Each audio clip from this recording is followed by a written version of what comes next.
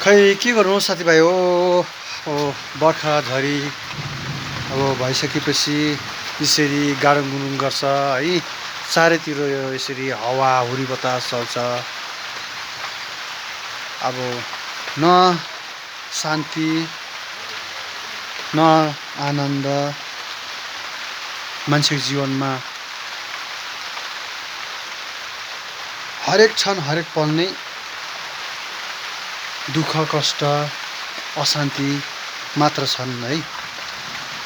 सबै कुरो हुँदा हुँदा पनि मान्छेलाई कुनै प्रकारको शान्ति भन्ने छैन है साथीभाइ हो। के गर्नु अब घाम लाग्दा पनि मान्छेलाई मनमा शान्ति नै हुँदैन।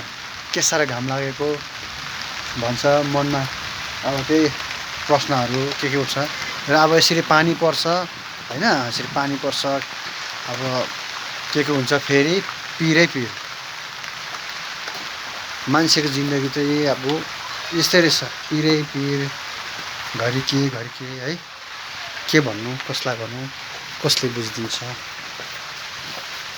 यस्तै सब धारामा हेरिहेर्नुहोस् न यस्तो भएर पनि पानी गइरहेछ।